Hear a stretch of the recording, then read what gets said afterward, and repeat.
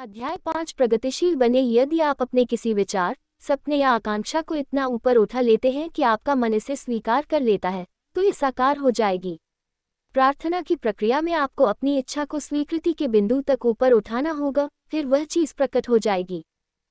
आपकी शारीरिक इंद्रियां आपको निराशाजनक जानकारी देती रहती हैं। प्रार्थना में आप अपने भीतर मौजूद असीम उपस्थिति और शक्ति की ओर मुड़ते हैं। अपने मन का लंगर वहीं डालें। असीम प्रज्ञा आप पर प्रतिक्रिया करती है। इसका आह्वान करें और यह आपको जवाब देगी। जब आप दैवी शक्ति का आह्वान करते हैं तो आपको जवाब मिलेगा। आप ऐसा साहस, आस्था, शक्ति और बुद्धिमत्ता पा सकते हैं जो सामान्य शारीरिक इंद्रियों से आगे की हो सकती है। फिर आप ऊपर उठ जाते हैं। पुरानी अवस्था मर जाती है और नई अवस्था का जन्म होता है। आप उदास, निराश अवस्था में रहकर अपनी भलाई को प्रकट नहीं कर सकते।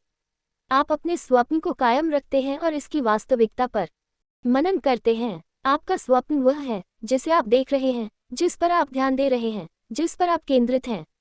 ध्यान जीवन की कुंजी है। आप जिस पर भी ध्यान देते हैं, आप जिस पर भी ध्यान केंद्रित करते हैं, आपका अवचेतन मन उसे घटित करा देगा। आपका अवचेतन हमेशा उसे बढ़ा देता है जिस पर आप ध्यान देते हैं।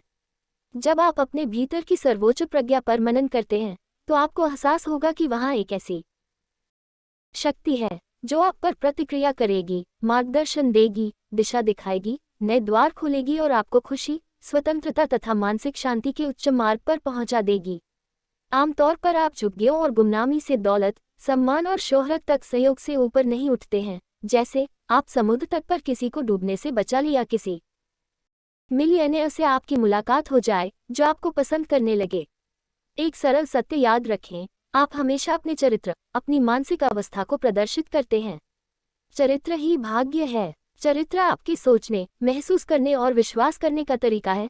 वे आध्यात्मिक मूल्य जिन्हें आपने अपने मन के सिंहासन पर बैठा रखा है, अखंडता और ईमानदारी जिन्हें आपने अपने मन में स्थापित किया है। इन गुणों से लाभ होता है। अपने गुणों व योग्यताओं को मुक्त करें और अपनी आंतरिक शक्तियों के बारे में ज्यादा जानने का उत्साह व जोश पैदा करें। फिर आप खुद को आश्चर्यजनक ऊंचाइयों तक ऊपर उठा सकते हैं। जो ऊर्जावान, आत्मविश्वासी और उद्यमी लोग कारोबार में सही चीज करते हैं और स्वर्णिम नियम का अभ्यास करते हैं, वे अपने जीवन को सफल बना लेंगे, चाहे उन्हें कोई मदद करने वाला अजनबी मिले या न मिले, चाहे सही नेता से उनकी पहचान हो या न हो, चाहे वे लॉटरी जीते या न जीते। आपका चरित्र, आपका मानसिक नजरिया, आपका विचार और भावना आपको बना देगी या मिटा देगी। विचार और भावना आपकी तकदीर बनाते हैं। यह इतना ही सरल है।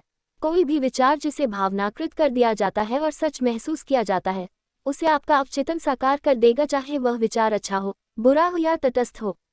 इसलिए समझदारी सही विचार रखने में है। ऐसे विचार जो आपकी आत्मा का उपचार करते हैं, वरदान देते हैं, प्रेरित करते हैं, ऊपर उठाते हैं और गरिमा में बनाते हैं। ये विचार भावनाएं उत्पन्न करते हैं। भावनाएं आपको उन पर काम करने के लिए मजबूर करती हैं। इसलिए अच्छे विचार सोचें। यदि आपकी इच्छा खुद को ऊपर उठाने और अपना सिर चट्टान के ऊपर लाने की है, तो अपने भीतर की सर्वोच्च प्रज्ञा से कहें कि वह आपकी जरूरत की चीज आपको प्रदान कर दे। यह आप पर प्रतिक्रिया करेगी। यह एहसास करें कि असीमित प्रज्ञा आपको मार्गदर्शन दे रही है, आपके सामने छिपे हुए गुण उजागर कर रही है, आपके लिए नए द्वार खोल रही है, आपको वह रास्ता दिखा रही है जिस पर आपको जाना चाहिए, और आपके भीतर का मार्गदर्शक सिद्धांत आपको हर तरह से नेतृत्व व मार्गदर्शन प्रदान करेगा। आज पृथ्वी पर दो तरह के लोग हैं, सिर्फ दो तरह के लोग, इससे ज्यादा नहीं। अच्छे और बुरे नहीं, क्योंकि यह अच्छी तरह समझा जाता है कि अच्छे लोग आधे बुरे होते हैं और बुरे लोग आधे अच्छे होते हैं।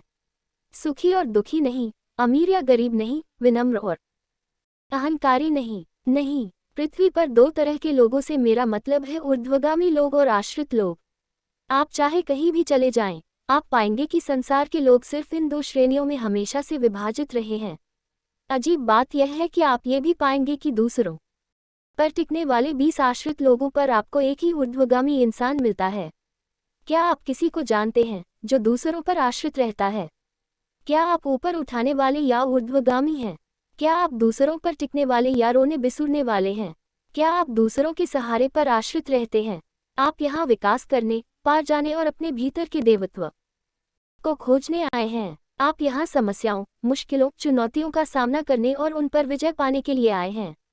आप यहाँ उनसे दूर भागने के लिए नहीं आए हैं। खुशी विजय पाने में है। यदि क्रॉसवर्ड पजल आपकी तरफ से कोई दूसरा भर दे तो इससे हमारे संसार में मज़ा कम हो जाएगा। खुशी तो पहेली को सुलझाने में है। पुल बनाने में इंजीनियर सारी बाधाओं, असफलताओं और मुश्किलों को पार करके आनंदित होता है। आप यहाँ अपने मानसिक और आध्यात्मिक औजारों को पैना करने के लिए आए हैं, वरना आप कभी भी अपने देवत्व को नहीं खोज पाएंगे। कभी भी अपने छोटे बच्चों को हर चीज़ के लिए अनंत काल तक आप पर निर्भर न रहने दें। जब वह पर्याप्त बड़ा हो जाए तो उसे सिखाएं कि लॉन कैसे तराशना है, अखबार कैसे बेचना है और पैसे कमाने के लिए छुटपुट काम कैसे अच्छी तरह करना है। उसे श्रम की गरिमा सिखाएं। उसे ये भी सिखाएं कि उसे पड़ोसी का लॉन तराशने या बेबी सिटिंग के बदले में जो पैसा मिलता है वह अच्छी तरह काम करने की बदौलत मिलता है। इससे आपके बच्चों को अपनी उपलब्धि पर गर्व होगा और दूसरों की सेवा करने में अपने योगदान पर भी गर्व होगा। इससे वह स्वावलंबन सीखेगा और उसका आत्मविश्वास भी बढ़ेगा। उसे ये भी सिखाएं कि वह दूसरों में अच्छाई देखे और इसे कैसे प्रकट करे। वे हमेशा ऊपर उठाने वाले बनेंगे, दूसरों पर टिकने वाले या रोने बिसुरने वाले या शिकायत करने वाले नहीं बनेंगे। वे अपने कमाए पैसे का सम्मान करेंगे और उसे बचाएंगे। आपको इस बारे में सतर्क रहना चाहिए कि आप दूसरों की मदद किस तरह करते हैं। कभी भी किसी व्यक्ति के विकास करने और बढ़ने का अवसर न छीनें। जो युवक बहुत आसानी से और अक्सर पैसा तथा मदद पाता रहता है, उसे यह आत्मान्वेषण और श्रम से ज्यादा आसान लगता है। हमेशा मदद करते रहना उसकी परिपक्वता के लिए विनाशकारी है। मनोवैज्ञानिक रूप से सामने वाले को अपमानित करना छोड़ दें, उसकी पहल शक्ति को नष्ट करना छोड़ दें। उसे संघर्ष करके सफल होने और अपनी आंतरिक शक्तियां खोजने का अवसर दें, वरना आप उसे दूसरों पर आश्रित बना देंगे और वह हमेशा मदद मांगता रहेगा। मैंने एक महिला से कहा कि वह अपने एक रिश्तेदार को आश्रित बनाना छोड़ दे जो हाल ही में उसके शहर में आकर बस गया था। उस महिला का नजरिया था, बेचारा टॉम यहाँ अजनबी है, उसके लिए नौकरी खोजना मुश्किल है। वह उसका किराया चुकाती रही, उसके लिए किराना खरीदती रही और उसे जेब खर्च देती रही। उस महिला का कहना था कि वह ऐसा तब तक करती रहेगी जब तक कि उसे नौकरी न मिल जाए। टॉम को कभी नौकरी नहीं मिल पाई। इसके बजाय वह पूरी तरह टिकने वाला या आश्रित बन गया। वह इस बात पर महिला से चिढ़ता भी था कि वह उसे ज्यादा पैसे नहीं देती थी। क्रिसमस डिनर के दौरान, जिसमें उसे आमंत्रित किया गया था, उसने महिला के अधिकांश चांदी के बर्तन चुरा लिए। वह महिला विलाप करने लगी, जब मैंने उसकी खातिर इतना कुछ किया था तो उसने ऐसा क्यों किया? उसने उसकी खातिर कुछ नहीं किया था। वह उसे अभाव और सीमा के दृष्टिकोण से देख रही थी। वह उसे ऊपर नहीं उठा रही थी। महिला को यह एहसास नहीं हुआ कि वह आदमी असीम प्रज्ञा के साथ, असीम बुद्धिमत्ता के साथ एकरूप है और अपनी सही जगह पर पहुंच जाएगा। आलंकारिक भाषा में कहा जाए तो उस महिला ने स्वर्ग की दौलत के मानसिक वस्त्र पहनाने के बजाय उसे सांसारिक चित्रों में लपेट दिया था। बेचारा टॉम, उसे अभाव और सीमा में देखकर उसने उसी समय खुद में भी वही अभाव और सीमा बना ली। चूंकि आप सामने वाले के बारे में जैसा सोचते और महसूस करते हैं, आप अपने मन और शरीर में भी वैसा ही बना रहे हैं। टॉम ने अवचेतन रूप से इस महिला के नकारात्मक नजरिए को समझ लिया और उसी के अनुरूप प्रतिक्रिया की। वह किसी दूसरी तरह से प्रतिक्रिया कर ही नहीं सकता था। आपको उस व्यक्ति की मदद करने के लिए हमेशा तैयार रहना चाहिए जो सचमुच भूखा हो या अभाव या कष्ट में हो। ये सही, अच्छा और 16 आने सच है। बहरहाल, इतना ध्यान रखें कि आप उसे अमरबेल न बना दें। आपकी मदद हमेशा दैवी मार्गदर्शन पर आधारित होनी चाहिए। आपकी प्रेरणा इस तरह मदद करने की होनी चाहिए ताकि वह अपनी मदद स्वयं कर सके। दूसरों को सिखाएं कि वे जीवन की अमीरी कहाँ खोजें, किस तरह आत्मनिर्भर बने और मानवता के प्रति अपना सर्वश्रेष्ठ योगदान कैसे दें। यदि आप ऐसा करते हैं तो उन्हें सूप के कटोरे, पुराने कपड़ों या खैरात की कभी जरूरत नहीं पड़ेगी। ऐसा इसलिए है क्योंकि आपने उन्हें सिखा दिया है कि स्रोत तक कैसे पहुंचना है। आपने उन्हें सिखा दिया है कि उनके खुद के अवचेतन मन का दोहन कैसे करना है। उनके मन में भारी दौलत लाने वाला एक विचार आ सकता है। केवल एक ही मन है, चाहे आप ये कहें कि यही ईश्वर का मन है या मानव मन है। रेडियो, टेलीविजन, हर चीज कहाँ से आई है? मानव मन से। हम सभी मदद का हाथ बढ़ाना चाहते हैं, लेकिन दूसरों की कमियों, उपेक्षाओं, आलस, उदासीनता और लापरवाही में योगदान देना गलत है। हम सभी यहाँ पहिए पर अपने कंधे लगाने के लिए हैं। अगर आप बस एक लंगोट पहने हैं तो किसी ने इसे आपके लिए बनाया था। आप दूसरों के लिए क्या कर रहे हैं? क्या आप काम कर रहे हैं और अपने गुणों व योग्यताओं का योगदान दे रहे हैं? क्या आप कहते हैं संसार का फर्ज है कि यह मुझे आजीविका दे? ऐसी कोई बात नहीं है। आपका संसार के प्रति क्या फर्ज है? कई भिखारी हैं जिनके शरीर अच्छे हैं, लेकिन फिर भी वे भीख मांगने को पेशा बनाते हैं। जब तक आप उन्हें पैसे देते रहते हैं, वे कभी काम नहीं करेंगे। वे अमरबेल और आश्रित बन जाते हैं। उनमें से कुछ तो बहुत दौलतमंद होते हैं।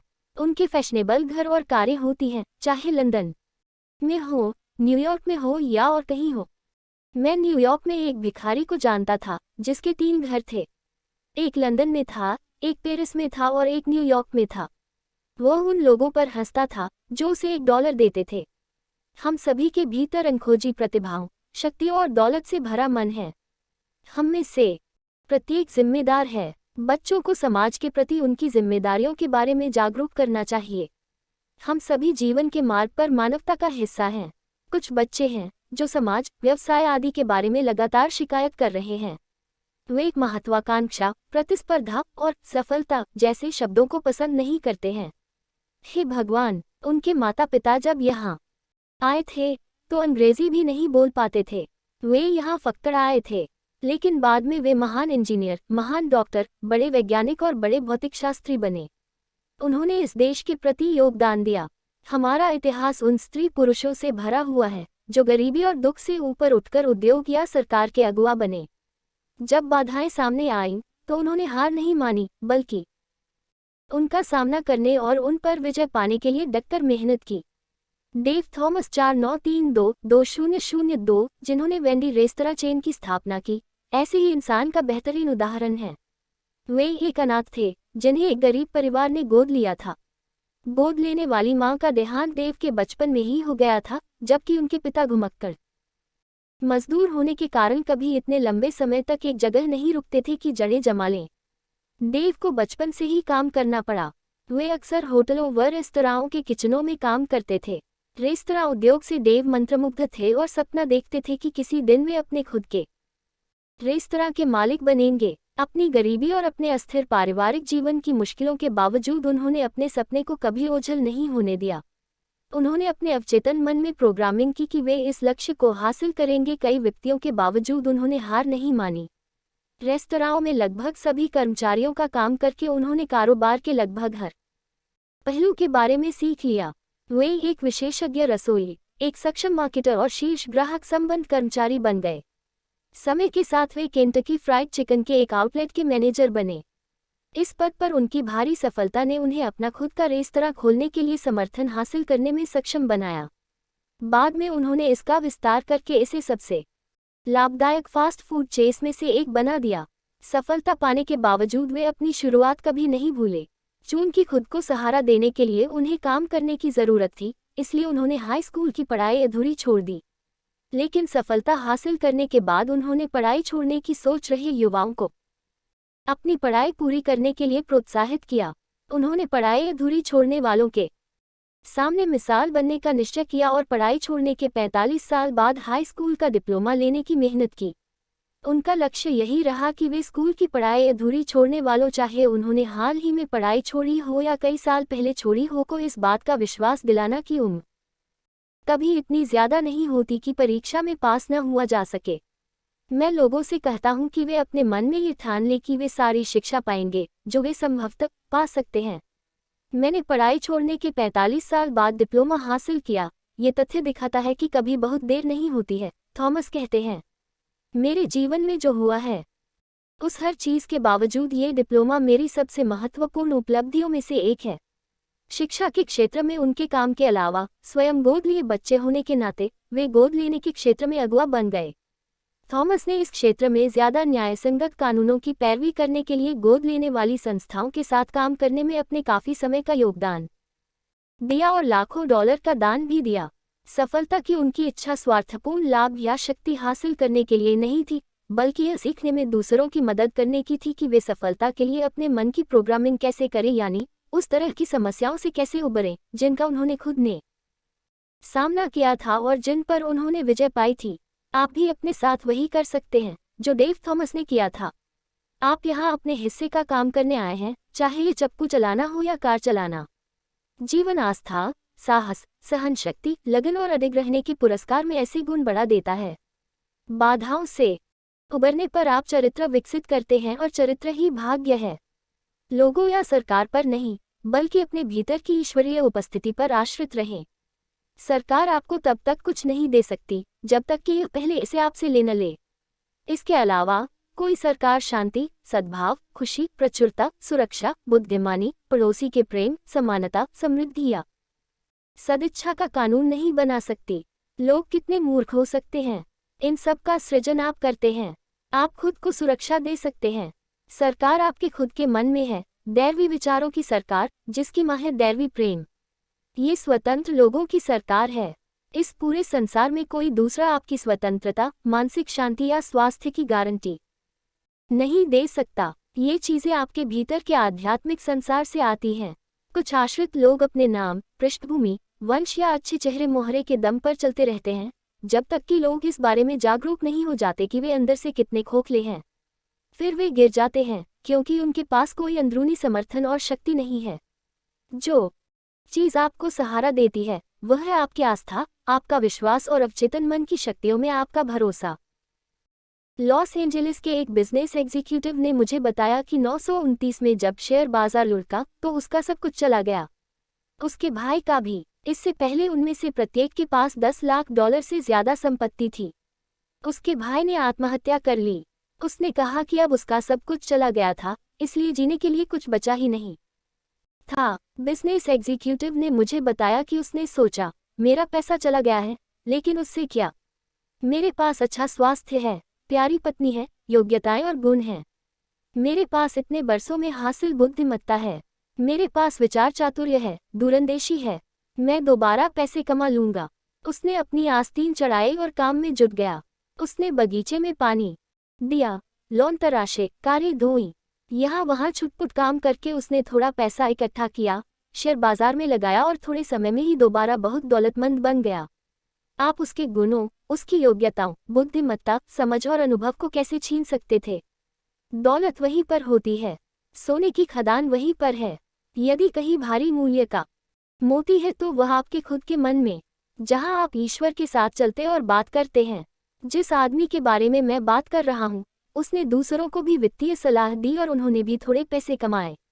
जब आप दूसरों के लिए पैसे बनाते हैं तो आप इसे खुद के लिए भी बनाते हैं। वह ऊर्ध्वगामी था। उसने खुद को ऊपर उठा लिया, क्योंकि वह जानता था कि एक दैवी शक्ति है जो उसे बाहर निकलने का रास्ता दिखाएगी और उसकी प्रार्थनाओं का जवाब देगी। उसने अपने भीतर के आध्यात्मिक खजाने का आह्वान किया, जिसके बाद उसे शक्ति, साहस, बुद्धिमत्ता और मार्गदर्शन मिल गया।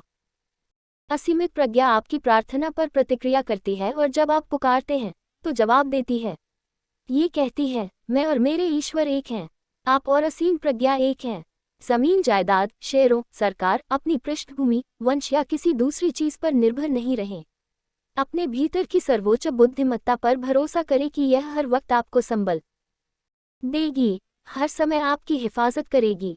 बाहर देखना बंद कर दें, भीतर की ओर देखें। यदि आप मदद के लिए बाहर की ओर देखते हैं तो आप भीतर मौजूद देवत्व की दौलत से इनकार कर रहे हैं।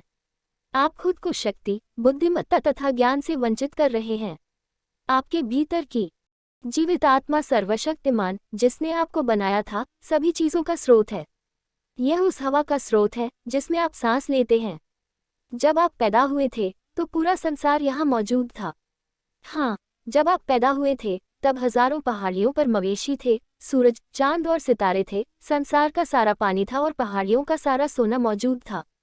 जीवन आपके लिए एक उपहार है। आप आजीविका कैसे कमा सकते हैं? आप इसे नहीं कमा सकते, यह एक उपहार है। आप अपने भीतर कैद आभा को मुक्त करने यहाँ आए हैं। आप अपने गुणों को मुक्त करने के लिए यहाँ आए हैं। अगर आप सोचते हैं कि आप यहाँ आजीविका कमाने आए हैं तो आप बस इतना ही कर पाएंगे। लेकिन जीवन आपके लिए एक पूर्ण उपहार था। ईश्वर जीवन है। यह इस समय भी आपका जीवन है। ये कभी पैदा नहीं होता है, ये कभी नहीं मरेगा। विश्वास करें कि आप भव्य आध्यात्मिक जीव हैं। अपने देवत्व को पहचानें। यही नहीं, इस सत्य पर मनन करें कि आप यहाँ पर उस अनूठेपन को मुक्त करने आए हैं जो आपके भीतर कैद है। आपको सहारा देने वाली एक असीमित शक्ति है। यह एहसास करके हमेशा ऊर्ध्वगामी बने। वो शक्ति आपको ऊपर उठाएगी, आपका उपचार करेगी, आपको प्रेरित करेगी, आपके लिए नए द्वार खोलेगी, आपको नए रचनात्मक विचार देगी और आपको उसमें गहरी स्थायी सुरक्षा का एहसास भी देगी, जो कभी नहीं बदलता है, जो कल, आज और हमेशा वही है। आपको तो बस इस उपस्थिति में विश्वास भर करना है, इसके बाद आपके जीवन में चमत्कार होने लगेंगे। ऊर्ध्वगामी व्यक्ति समस्या का सीधे सामना करता है। वो खुद से कहता है, ये समस्या दैवी समाधान के मुकाबले छोटी है। समस्या यहाँ पर है, लेकिन सर्वोच्च प्रज्ञा, जिसे गेक ईश्वर कहते हैं, वह भी यहीं पर है। हर बार जीत ईश्वर की ही होती है। वह आस्था, साहस और विश्वास के साथ सभी बाधाओं, व्यावसायिक समस्याओं और इंजीनियरिंग तथा स्थान की समस्याओं से जूझता है। वह बीमारी, डर और अज्ञान पर विजय पाने की ओर बढ़ता है। हम कभी भी अपनी भौतिक झोपड़पट्टी से तब तक मुक्ति नहीं पा सकते जब तक कि हम अपनी मानसिक झोपड़पट्टी से मुक्ति न पा लें। लोग प्रदूषण के बारे में बात करते हैं। प्रदूषण मन में होता है। स्वच्छ मन एक स्वस्थ शरीर है। हमें पहले मन को साफ करना होता है। मन डर, अज्ञान, लोभ और संसार की हर नकारात्मक चीज से प्रदूषित होता है। मन को स्वच्छ कर लें, आपको पर्यावरण की चिंता करने की कोई जरूरत नहीं है। कोई वैज्ञानिक आ जाएगा, वह एक नया रसायन खोज लेगा, एक नई खोज कर लेगा, क्योंकि हर चीज का एक इलाज होता है। सारा प्रदूषण दूर चला जाएगा। एक पुरानी कहावत है कि स्वस्थ मुर्गे चोंच मार मार कर कमजोर मुर्गे की जान ले लेते हैं। ये सच भी है। स्कूल जाने वाला जो लड़का कमजोर, पराजित, अकेला, हीन महसूस करता है, उसे दबंग सहपाठी परेशान करते हैं। क्यों? क्योंकि वह भीतर से कमजोर है। वह हीन, अक्षम महसूस करता है। उसके अंदर डर भरा हुआ है। वह खुद से कह रहा है, मैं कतई अच्छा नहीं हूँ। लेकिन जब वह दबंग सहपाठी के सामने खड़ा होता है, उसे चुनौती देता है और डटकर मुकाबला करता है, तो तथाकथित दबंग सहपाठी आमतौर पर पीछे हट जाता है। ईश्वर की संतान के रूप में अपनी गरिमा और भव्यता को महसूस करें। हर इंसान जीवित ईश्वर की संतान है, इसलिए ईश्वर की संतान के रूप में अपनी गरिमा और भव्यता को महसूस करें। यह एहसास करें कि दूसरों के अपमान, आलोचना और बुराई का आप पर असर नहीं हो सकता, क्योंकि आप दैवी रूप से मदमत हैं।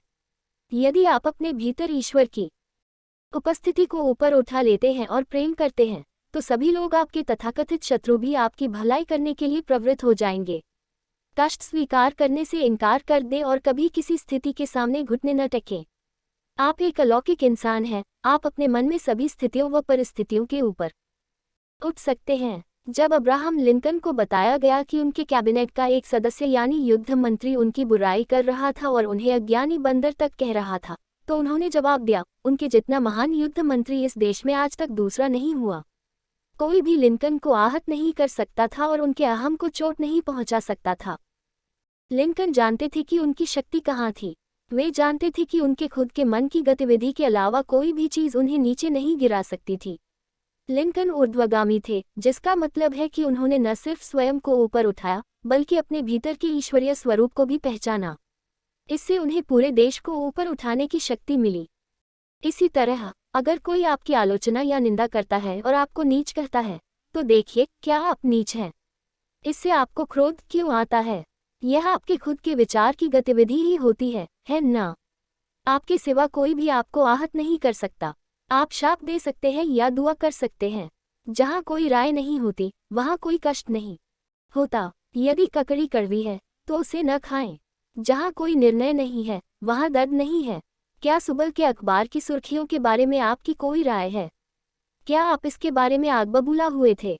क्या आप उथल पुथल की अवस्था में हैं? अगर आप इसे बनाए रखते हैं, तो इसी की वजह से आपको अल्सर या हाई ब्लड प्रेशर या अपच हो जाएगी। आपको अपच किसने दी? उस तमकार ने नहीं, जिसने लेख लिखा। यह आपने खुद को दी थी।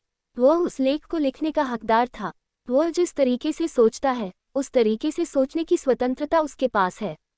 आपके पास ये स्वतंत्रता है कि आप संपादक के नाम पत्र लिखें और उसकी कही हर बात का विरोध करें, लेकिन उसे अपनी राय व्यक्त करने का पूरा अधिकार है। आपको भी है। आप उसे वह लिखने की स्वतंत्रता प्रदान करते हैं।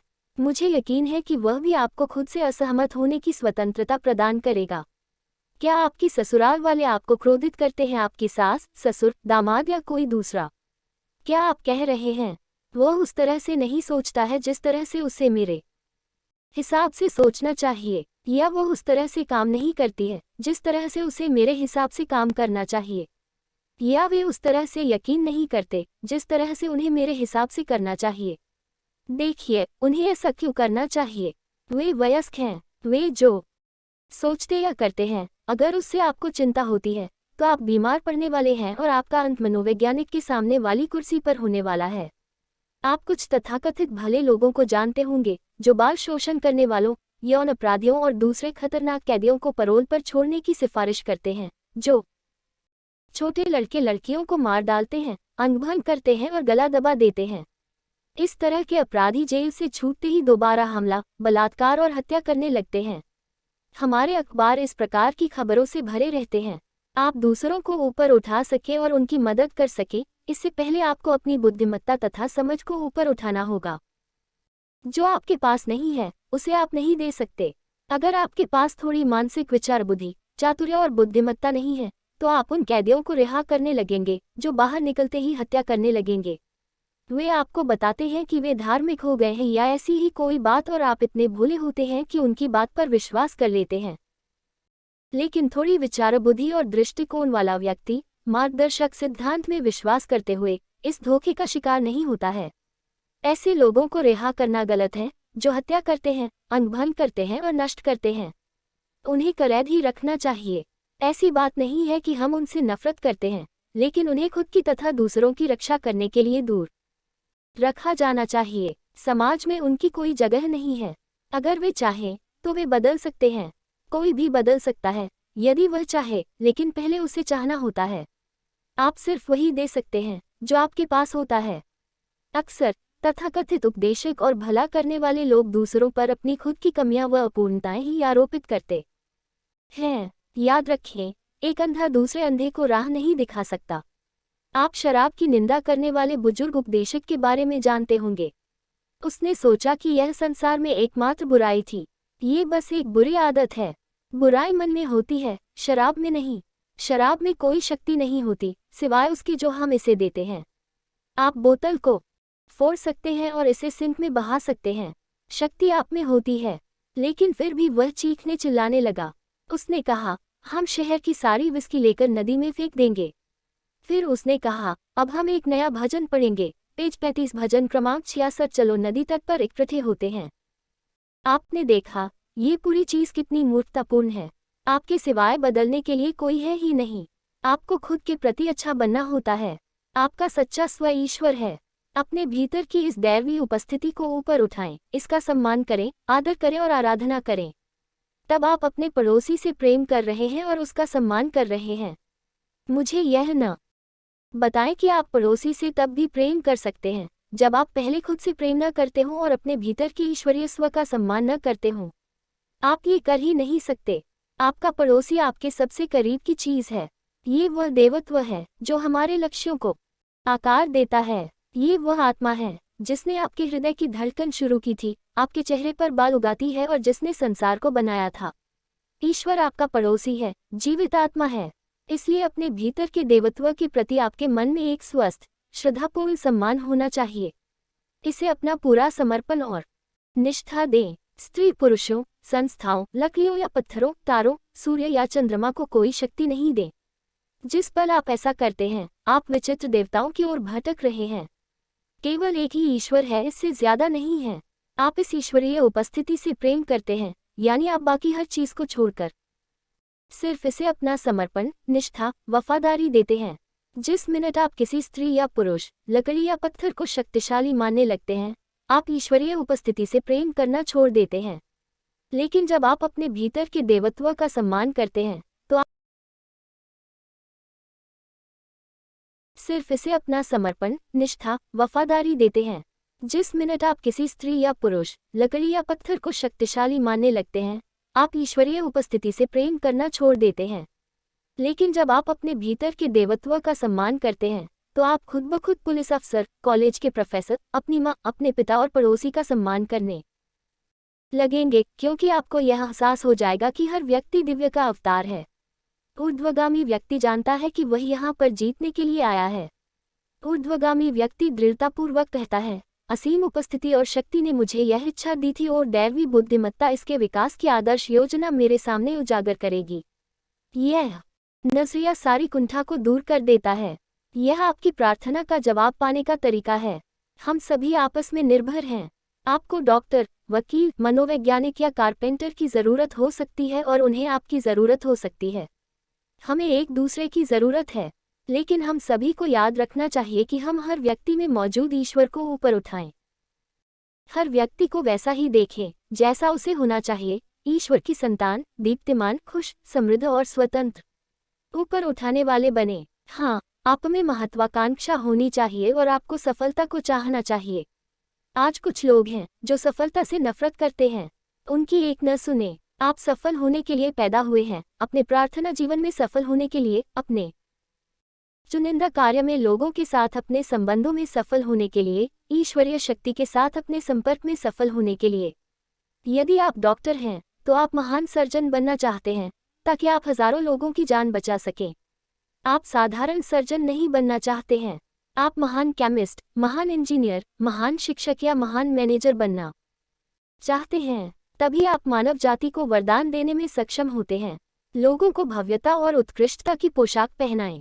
प्रेम की धूप से उन्हें सुसज्जित और अलंकृत करें। जब आप पहले अपने भीतर के देवत्व से प्रेम करते हैं और उसे ऊपर उठाते हैं, तो फिर आप खुद ब खुद उसे दूसरों में ऊपर उठा देंगे। यदि आप विवाहित हैं और आप इस देवत्व को अपने भीतर ऊपर नहीं उठाते हैं, इसका सम्मान नहीं करते हैं और इसे अपनी निष्ठा नहीं देते हैं, तो आप अपने जीवनसाथी का सम्मान नहीं कर सकते या उससे प्रेम नहीं कर सकते। आप ऐसा कर ही नहीं सकते। खोजें और आप पा लेंगे। हाँ, आप पेड़ों में जीव, पत्थरों में प्रवचन, जलधाराओं में गीत और हर चीज में ईश्वर को पा लेंगे, क्योंकि केवल एक ही ईश्वर है। ऊर्ध्वगामी व्यक्ति इस प्राचीन कहावत की सच्चाई जानता है, जो तुम देखते हो वह तुम्हें बनना होगा। ईश्वर अगर तुम ईश्वर को देखते हो और धूल अगर तुम धूल को देखते हो। आज के बच्चे भौतिकवाद के बारे में बात करते हैं। ऐसी कोई चीज नहीं है, केवल आत्मा और पदार्थ हैं। पदार्थ आत्मा का सबसे निचला स्तर है और आत्मा पदार्थ का सबसे ऊंचा स्तर है। वे किसकी भर्त्सना कर रहे हैं? वे एक शानदार कार पाने के लिए क्रेडिट कार्ड का इस्तेमाल करते हैं और फिर वे cell phone, video game, iPod जैसे खिलौने खरीद रहे हैं और इसके पैसे अपने माता पिता की जेब से निकलवा रहे हैं। स्पष्ट रूप से वे जीवन की अच्छी चीजों को पसंद करते हैं, लेकिन साथ ही वे उनकी भर्त्सना भी कर रहे हैं। यह अव्वल दर्जे का पाखंड है। यह उस उपदेशक की तरह है जो दौलत की भर्त्सना करता है और फिर चंदा मांगता है। आप देखते हैं कि यह कितना पाखंडपूर्ण काम है। जीवन की छायाओं और बवंडरों में रेंगना, दुबकना और जीना छोड़ दें। अपने भीतर के ईश्वर को ऊपर उठाएं, जो उपचार करने की शक्ति रखता है। ईश्वर के साथ एक व्यक्ति भी बहुमत में है। ईश्वर इसी समय आपके साथ है। सार चरित्र ही भाग्य है। चरित्र आपके सोचने, महसूस करने और विश्वास करने का तरीका है। वे आध्यात्मिक मूल्य जिन्हें आपने अपने मन के सिंहासन पर बैठा रखा है, अखंडता और ईमानदारी जिन्हें आपने अपने मन में स्थापित किया है। इन गुणों से लाभ होता है। अपने गुणों व योग्यताओं को मुक्त करें और अपनी आंतरिक शक्तियों के बारे में ज्यादा जानने का उत्साह व जोश पैदा करें।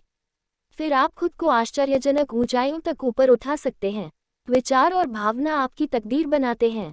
यह इतना ही सरल है। कोई भी विचार जिसे भावनाकृत कर दिया जाता है और सच महसूस किया जाता है, उसे आपका अवचेतन साकार कर देगा, चाहे वह विचार अच्छा हो, बुरा हो या तटस्थ हो। इसलिए समझदारी से ही विचार रखने में है। ऐसे विचार जो आपकी आत्मा का उपचार करते हैं, वरदान देते हैं, प्रेरित करते हैं, ऊपर उठाते हैं और गरिमा में बनाते हैं। ये विचार भावनाएं उत्पन्न करते हैं। भावनाएं आपको उन पर काम करने के लिए मजबूर करती हैं। इसलिए अच्छे विचार सोचें। आप यहाँ विकास करने, पार जाने और अपने भीतर के देवत्व को खोजने आए हैं। आप यहाँ समस्याओं, मुश्किलों, चुनौतियों का सामना करने और उन पर विजय पाने के लिए आए हैं। आप यहाँ उनसे दूर भागने के लिए नहीं आए हैं। खुशी विजय पाने में है। आपको सहारा देने वाली एक असीमित शक्ति है। यह एहसास करके हमेशा ऊर्ध्वगामी बने। वो शक्ति आपको ऊपर उठाएगी, आपका उपचार करेगी, आपको प्रेरित करेगी, आपके लिए नए द्वार खोलेगी, आपको नए रचनात्मक विचार देगी और आपको उसमें गहरी, स्थायी सुरक्षा का एहसास भी देगी, जो कभी नहीं बदलता है, जो कल, आज और हमेशा वही है। आपको तो बस इस उपस्थिति में विश्वास भर करना है। इसके बाद आपके जीवन में चमत्कार होने लगेंगे। ऊपर उठाने वाले बने। हाँ, आप में महत्वाकांक्षा होनी चाहिए और आपको सफलता को चाहना चाहिए। आज कुछ लोग हैं जो सफलता से नफरत करते हैं। उनकी एक न सुने। आप सफल होने के लिए पैदा हुए हैं, अपने प्रार्थना जीवन में सफल होने के लिए, अपने चुनिंदा कार्य में लोगों के साथ अपने संबंधों में सफल होने के लिए, ईश्वरीय शक्ति के साथ अपने संपर्क में प्रार्थना उस व्यक्ति को बदल देती है जो प्रार्थना करता है।